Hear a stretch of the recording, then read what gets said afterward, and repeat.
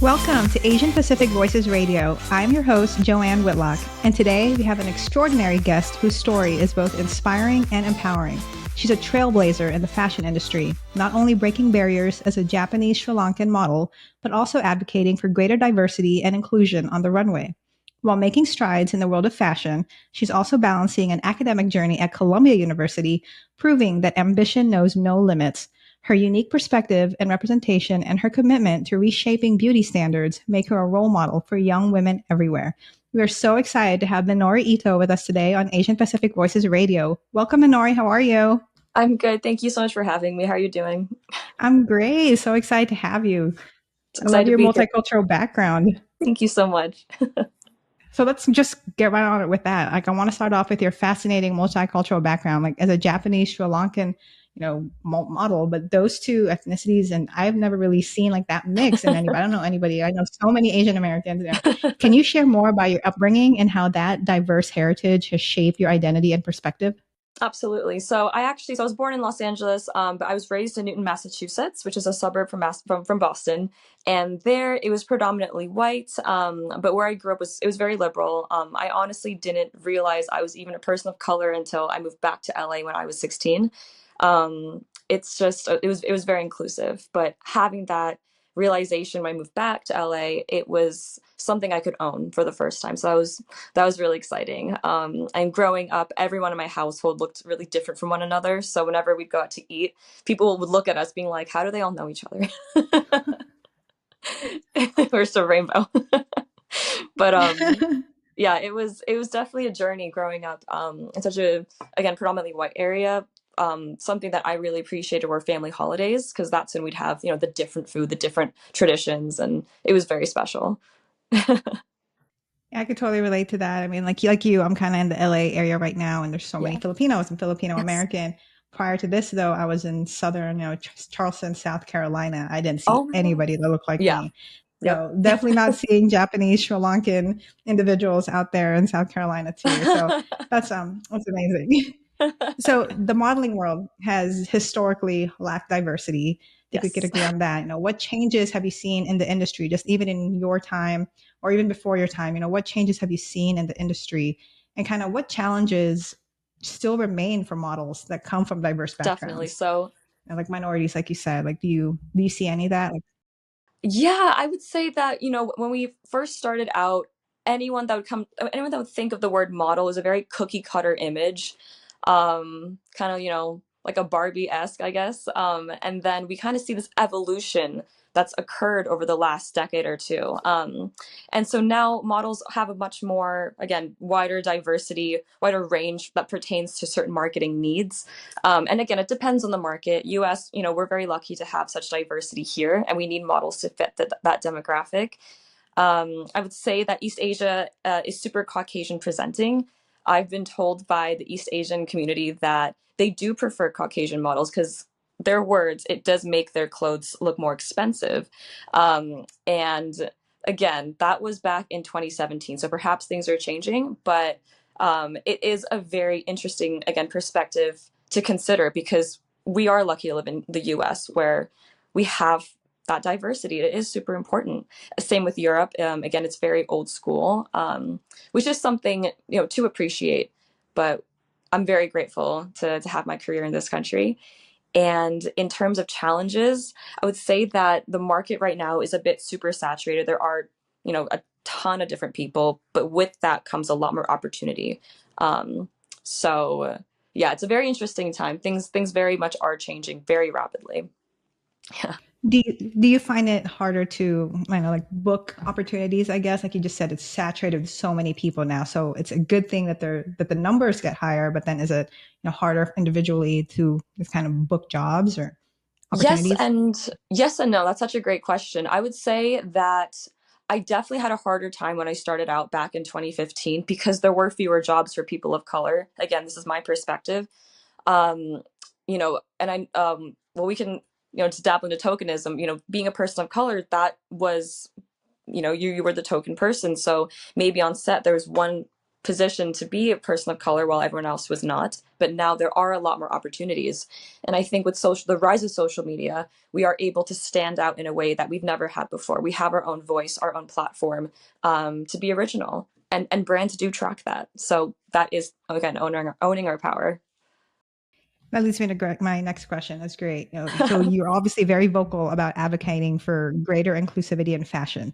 Yes. So, like, what do you think brands and designers can do to ensure that there is true representation in the industry beyond just what you just said, what you would consider tokenism?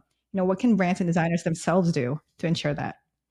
I wish I had more control over what designers and brands choose. But ultimately, everything is adaptation. If they are not adapting to the current needs of their environment, they will fail. I think as a consumer, it is important to consider performativism versus true inclusivity. There are definitely brands I would like to name, but I won't. But there are some brands that have a very slow growth in terms of perhaps including more people of color, including people with different body shapes, including people that have a bit more physical differences that don't look like standard model, but again, that is considered beautiful and interesting and captivating, versus some brands that do a quick 180. They're on the brink of being canceled, so what are they going to do? They're going to just quickly change everything to fit the mold that people want to see, but they don't actually need it. It's not as genuine as some other brands. But in terms of companies, again, I think people are leaning more into ethnically ambiguous, type people to fit what people I feel like will want to see, but also the models that can relate to their average consumer now. So including more people that are ethnically ambiguous, I think. That totally makes sense. I've never actually really thought about that. So, um, I think you're like the first model I've interviewed. So we've in the show, we've definitely had, different entertainers, like musical artists and actresses. So I've never thought about it from like the fashion industry, kind of what you just mentioned. So that's kind of Yeah. interesting to me. Um, you were talking about rebranding. I'm just curious about this part. So when brands and designers like actually rebrand, I hear that that's like the beginning of the end for a company. Like, is that really true? Like when you, like what you just said, like you do a 180 and completely change yourself, but then it's not genuine, it's not authentic. And is that kind of considered like almost selling out or?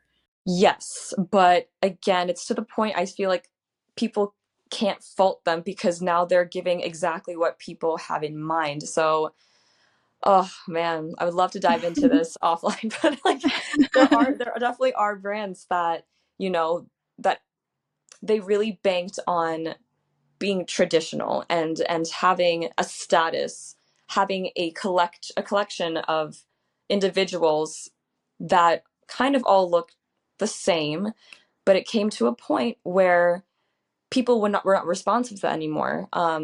It was very clear that they were not evolving in the same ways other companies. And so when other companies are evolving and you have a handful of companies that are not, you see it a lot more apparently, especially when certain companies are intended for the everyday consumer, not just high end brands. Not quite sure if that's answering your question. No, no, it absolutely does. Yeah, I was just definitely curious, and I feel like what you're saying. There's a couple of brands in the back of my mind that I'm thinking about that I probably Yes, grew up with that very much fits that mold. right. So going now to like jumping from modeling to, you're studying at Columbia University while pursuing a modeling career. That's not an easy thing to do. I mean, No. so how do you manage both? How do you manage both of that, studying, pursuing a modeling career, and do you see like your academic pursuits influencing your work in fashion, or do you see those two kind of worlds colliding in a positive way? Yes, definitely. So I went to Columbia during COVID actually. So it was a time when we were fortunate enough to be remote. So there were times when I could be in lecture in Miami and also shoot a campaign as well. Every semester, some classes would ask, "Hey, like, who wants to be a note taker for our disability, services center?" It's incentivized; they pay you, but as well, you do have deadlines per week to submit your notes. So I would always delegate myself to be a note taker just so I can stay on top of it. I had another reason to be on top of, my course material. And people always say, you understand something when you can explain it to someone else. So that was really, really helpful. Of course, being in New York City was, again, such a luxury because I can go to lecture, I can go to castings, I can rearrange my schedule a little bit to work. I remember I shot this one campaign like the day I had to submit my thesis, and right after the campaign was done, I went to the closest cafe and just submitted it. But so that was definitely a huge benefit between that and being able to do schoolwork asynchronously. And so I studied economics, and in this field, we do look at long-term and short-term trends, and that is something every industry should consider and typically does. But I would say in modeling, where you have to be, ahead of the next step, you do look at short-term trends and long-term. So that does work very nicely together. It's very cohesive. It's that Asian work ethic that you've got going on for sure. You already know. Yeah, and then in economics, like today's kind of environment right now, that matters so much. It I'm sure does. we could have a whole other interview and a whole other podcast just talking about today's Yeah. economics and kind of. I would love to pick your brain on that and kind of one of our last previous questions for sure offline. If we Absolutely. So going back to your multicultural heritage, so Japanese and Sri Lankan, like I said, to me is super unique. I love that. Have you been able to infuse elements of those two heritages into your modeling career or your personal style at all? And if so, like how has it influenced your fashion choices and kind of the way you present yourself in the industry? Is it something, like I'm not saying are you walking around in kimonos or things like that, but does your heritage, have you seen it kind of influence any element of it influence like just your modeling career, your personal style, or your fashion choices in general? Definitely. I would say when I was younger, I'd be a lot more into experimenting with makeup. I grew up with Michelle Phan, and she'll always be one of my biggest heroes. But I noticed that geishas wear red eyeshadow, and I didn't really see that in the Western world at that time. So I would implement that, and I would feel really cool because I'm like, well, I look different, and this is actually, very true to my heritage. As well, in Sri Lanka, we wear saris, and so every now and then I'll wear like a sari jacket as a crop top. But I would say, in terms of modeling specifically, I'm a part of the Sri Lankan Foundation that my uncle started, and they do have a charity runway show, so that's really fun. And it's interesting again throwing people a curveball because I'd be on the runway and people would be like, "Who is this?" When really I'm like, "No, no, no! I swear I'm part of the community." um, but as well, I also find that in the modeling industry, specifically in Los Angeles, which again, very grateful for, the Asian community is super tight.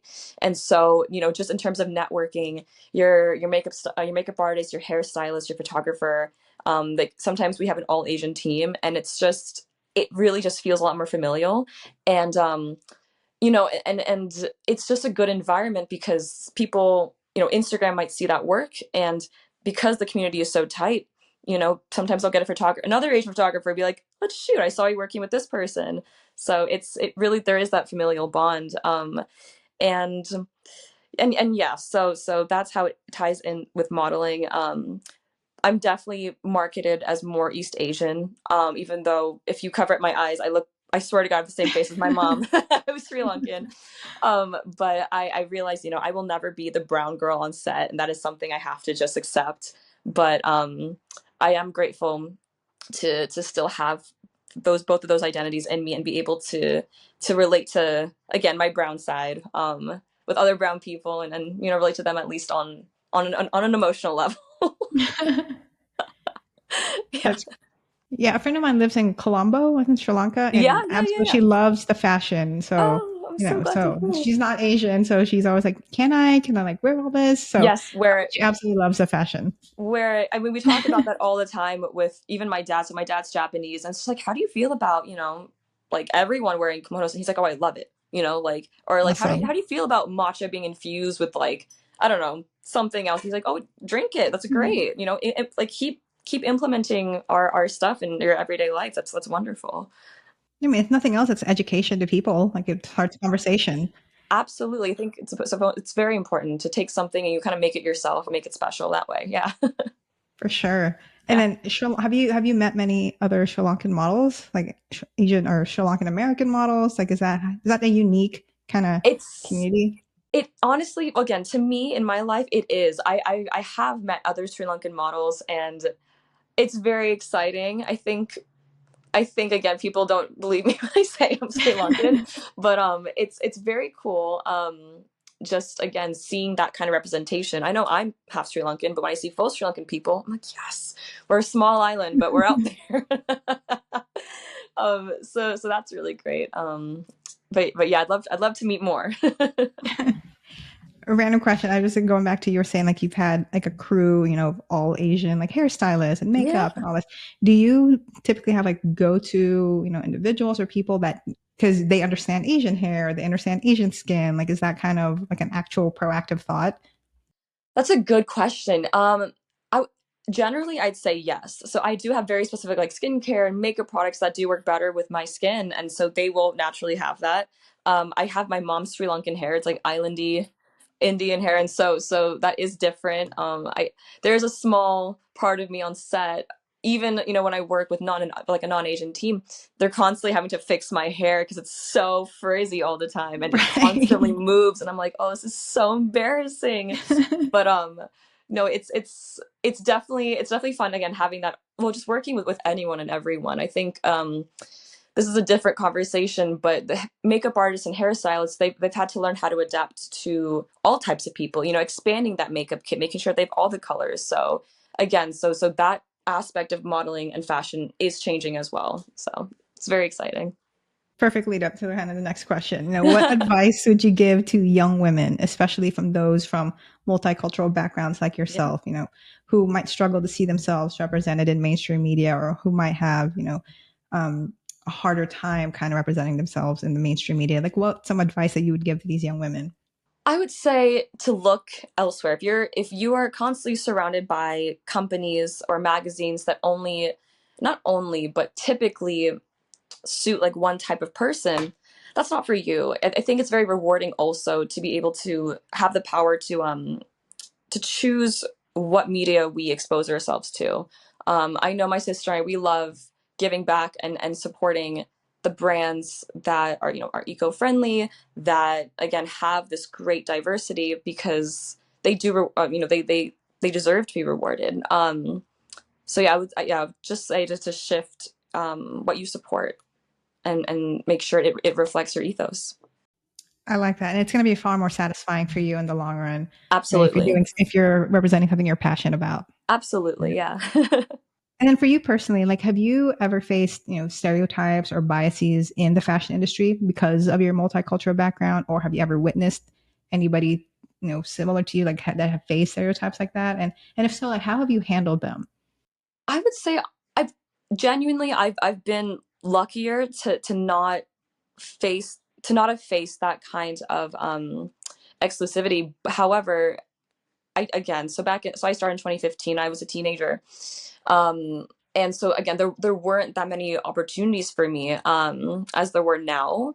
But I would say, you don't again there's a lot in like candidly there's a lot in modeling you don't have control over, but the things that you do have control over, that is where you can harness your power, um and work with it. So if I didn't get booked for a brand for a certain reason, that's fine. If I did get booked for something, I would make sure that I was the best I could possibly be, because it would come out of gratitude. But yes, ultimately, because again, like to your face, they wouldn't necessarily say anything wrong, right? But Right. but again, just being extra grateful, extra thankful, to have those opportunities, and just remember, you did earn that. It's all the more reason you earned it because there are fewer. So And then I like what you said that, and when you get it, be the absolute best one in doing that. absolutely, So then it's like, no, it's undeniably that you deserve it, that you deserve to exactly, be there, that it is that you are there. I exactly. love that. And then when you started in the industry though, like were you when you were trying to book things and book jobs and gigs, did you find that you were kind of leaning towards, ads that or ads for specifically looking for Asian or anything like that? No, actually, so again, when you're with an agency, you have an agent that will give you castings, give you clients, and so you actually don't have too much control over um though that aspect. However, again, I was lucky. I've worked with wonderful agents over the years that I have worked for bigger brands that do want to include, again, diversity. So, the brands I did work with, it was coming from a genuine place. They did want to have all types of people, pulling from all spheres, to include. Yeah. And then you mentioned obviously New York City's, and now you're in LA. Between the two, like kind of what have been your experiences, preference or not, or kind of Oh equally yeah. both? Yeah, I'm definitely a West Coast girl, so I kind of want to hear your thoughts on that. In terms of like living or in terms of working, what do you? Living and working. Oh, Yeah, okay. for sure. Oh my goodness. So I grew up in Massachusetts, so right outside Boston. So I do have that East Coast in me. But again, I was born in LA. I've lived here for over 10 years now as an adult. I would say, so in terms of the modeling industry, LA is, well, it is commercial. It is commercial based. And I think there's a lot of flexibility in terms of networking and I think in LA everyone's kind of grinding together and they want to work together. In New York, there's a lot of, it's very traditional modeling. It's very fast paced, just like the lifestyle. I would say I'm a bit of both. And I think it depends on where you are in your life. When I lived in New York, I was, very young 20s, and I can be out till 5 a.m. 4 times a week, no problem. LA is super slow, and it forces you to slow down. Like when you're stuck in the 4 or 5, you've literally nowhere to go. Sometimes you literally just have to sit and like think of your thoughts, and that is nice.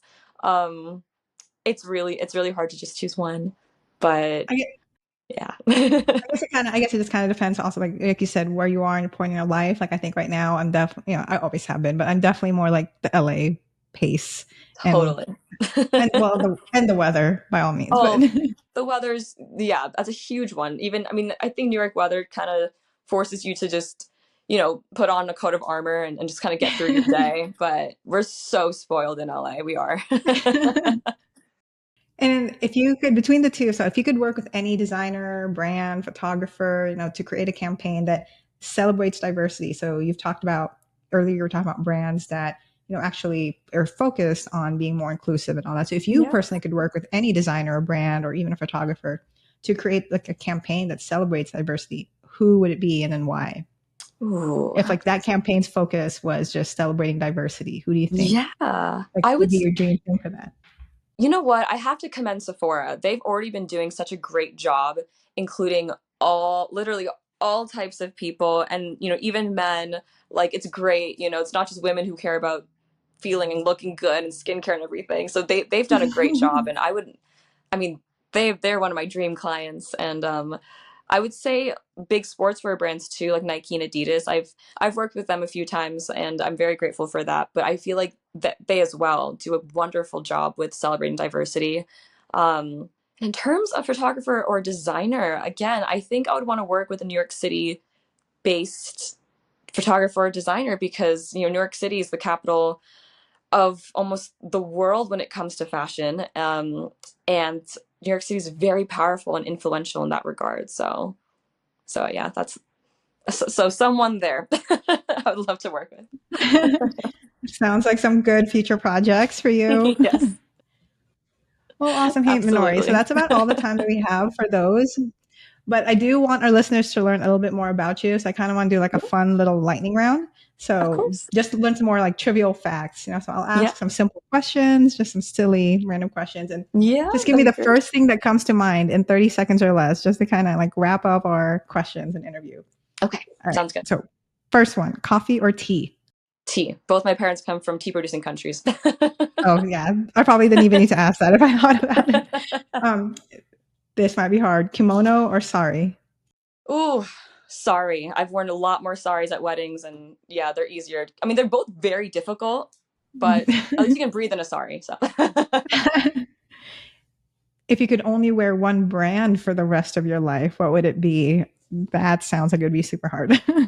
honestly, I would say Uniqlo. They do a great job with basics and also really fun. They feature artists and TV shows, merch for them. I love Uniqlo. They're a great client too. Uniqlo. Okay. Yeah. What's the favorite place you've traveled to? Sorry, Japan. Like I know everyone's jealous, but seriously, Japan and No bias. yes, but also Greece and New Zealand are they're worth mentioning. They're absolutely beautiful places. Japan and Greece. I love. New Zealand's definitely on my bucket list, so that is on it. It's beautiful. It's nice and safe. Much different from LA. But Yeah. if you weren't modeling or studying or getting all your degrees, what else would you be doing? Excuse me. I would say teaching. I'm going to grad school in the fall. I'm going to Harvard in the fall for teaching, so I'm very excited for that. So definitely teaching. You are amazing. What are we studying in Harvard? I'm studying human development and teaching. I'm very excited. Yeah. Next chapter. That wasn't part of the fun questions. I was just totally curious. That's amazing. You're so impressive. Thank you. Okay, final one. If you could have dinner with someone living or historically, who would it be? Michelle Obama. She's my hero. I love her so much. I've read all her books. I want to be her. Like I love her. Easy. I mean, how can anybody honestly hate know. Michelle Obama? She's an amazing role model. She's pretty fantastic. She makes me so happy. Like in the darkest of times, she just pulls me out with just simple words. Like she's just, best role model. Love her. And definitely just such a strong woman. Yeah. That is a great person to have dinner with. I would love that too. Awesome. Well, thanks, Minori. Thanks for playing along with that. And of course. Thank you, Joan, so much. Unfortunately, though, that's all the time we have left for the show itself. But before we do sign off, do you have like a website or a handle that you want to share with listeners so that they can learn more about your work or connect or just learn more about yourself? Absolutely. My website's still in works, but my Instagram and my TikTok are Minori.Ito. But I'm on my Instagram as much as possible. So there I am. Perfect. Thank you so much, Minori. Thank you. I hope everyone enjoyed our show today. But remember that we also want to hear from you. And if you have any suggestions for future guests or topics, make sure that you reach out to us. And don't forget to subscribe on your favorite podcast platform and follow us on Facebook, X, Instagram, and YouTube for more inspiring conversations. Asian Pacific Voices Radio is produced by Asian Culture and Media Alliance, or ACMA, a nonprofit dedicated to empowering the Asian and Pacific Islander communities with a voice through media arts. If you'd like to learn more about ACMA or support our program, please visit our website at acmasocal.org. Once again, I'm Joanne Whitlock, and please join us next week for another inspiring episode of Asian Pacific Voices Radio. See you guys later. Thanks again, Minori. Thank you so much.